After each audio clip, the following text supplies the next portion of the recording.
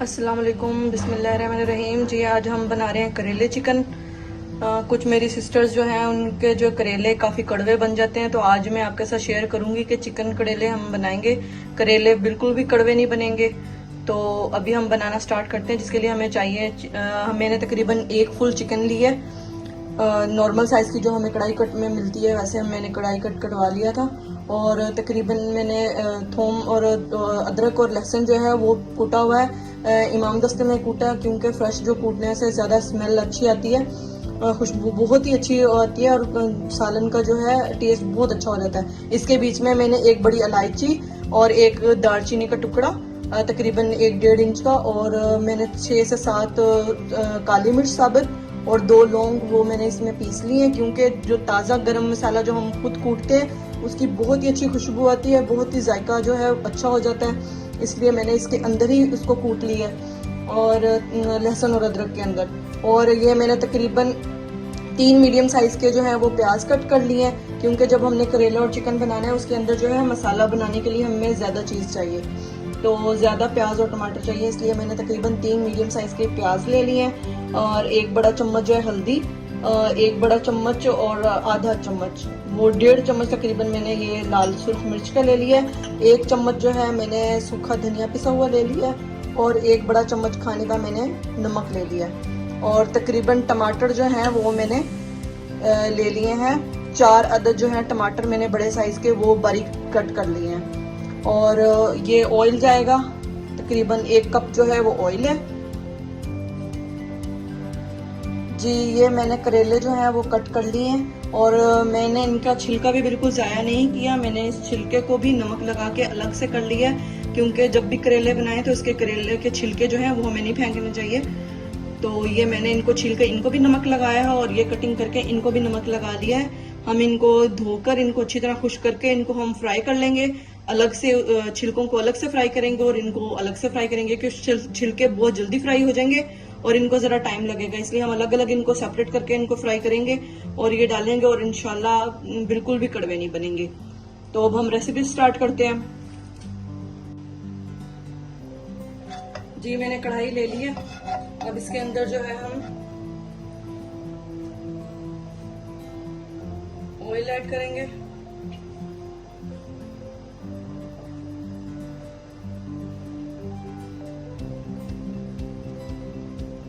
आग मैंने तेज जला दिया, तेज कर लिया। अब इसमें हम जो है प्याज कटे हुए वो ऐड करेंगे।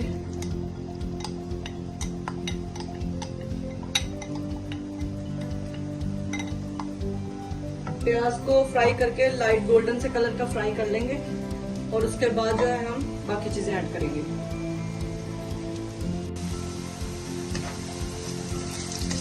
जी। ये तकरीबन 4 से 5 मिनट में जो है हमारे प्याज फ्राई हुए हैं, फ्राई हो चुके हैं। अब इसके अंदर जो है हम लहसुन अदरक का पेस्ट जो हमने बनाया था, जिसमें गरम मसाला भी हमने साथ ही कूट के रखा था, ये वो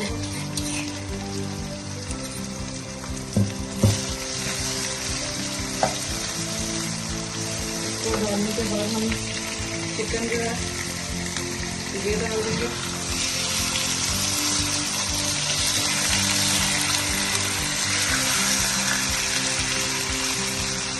चिकन के साथ ही जो है हमने इसमें नमक ऐड कर देना।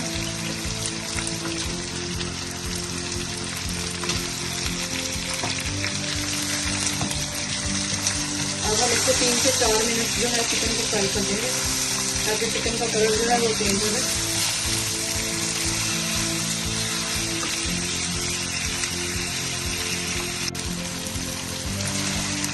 जी चिकन जो है हमारी तकरीबन फ्राई हो चुकी है, इसने कलर चेंज कर लिया। अब हम इसके अंदर जो है बाकी चीज़ें सब ऐड करेंगे।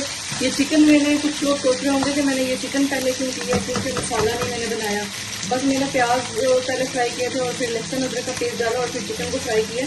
क्योंकि अक्सर लोग जब चिकन बनाते हैं तो वो पहले टमाटरों का अगर पेस्ट बना लें तो वो चिकन में से एक अजीब सी स्मेल आती है, कई दफ़ा खाते हुए काफ़ी स्मेल आने शुरू हो जाती है। तो ये अगर हम इस तरीके से बनाएंगे तो कभी भी चिकन में से जो है कोई स्मेल नहीं आएगी, बैड स्मेल नहीं आएगी, और खाते हुए मज़े की बनेगी और अच्छी तरह कुक हो जाएगी, ऐसे कोई खून की स्मेल नहीं आएगी। अब हम इसके अंदर जो है لال مرچ کسی ہوئی ایڈ کر لیں گے، ہلدی پاؤڈر اور سوکھا دھنیا پسا ہوا، یہ ایڈ کر کے ہم ان کو مکس کر لیں گے۔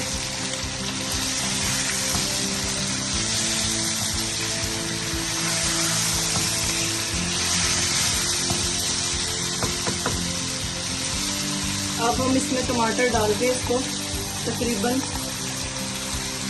6 سے 7 منٹ کے لیے جو ہے وہ ہم دم کرتے ہیں۔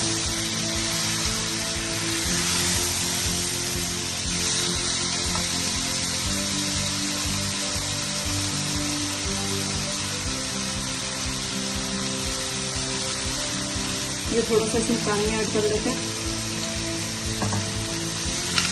تاکہ مسالہ ہمارا جلے نہیں۔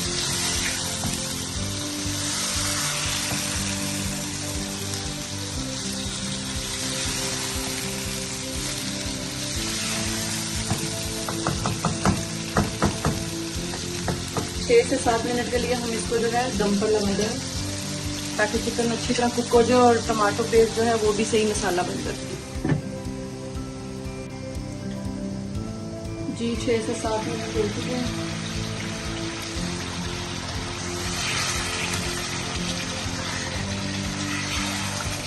چکن میں آئل آنا شروع ہو گیا، اب ہم کھول کر اس کا ڈھکن اس کو تقریباً ابھی بھی جی چکن کے اوپر جو ہے آئل آنا شروع ہو گیا، اس میں ہم تھوڑا سا نا کٹا ہوا دھنیا جو ہے وہ ایڈ کر لیں گے تاکہ اس میں جو ہے اس کی خوشبو بہت زیادہ اچھی آتی ہے اس سے۔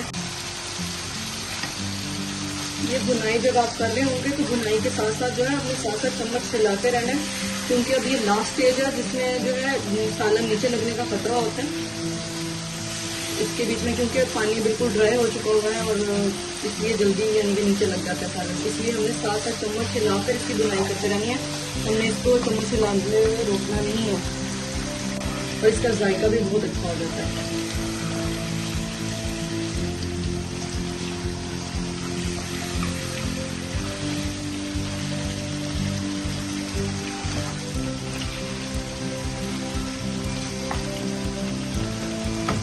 بس 1 سے 2 منٹ اور ہم اس کی بنائی کریں گے اور پھر ہم اس کو ڈش آؤٹ کر دیں گے۔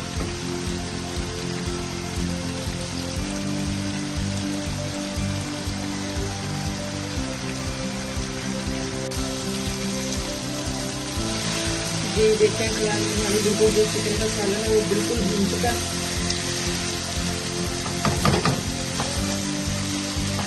اور بالکل آ چکا ہے۔ اب ہم آگ بند کر دیں گے اور اس کو دکھاؤں گے۔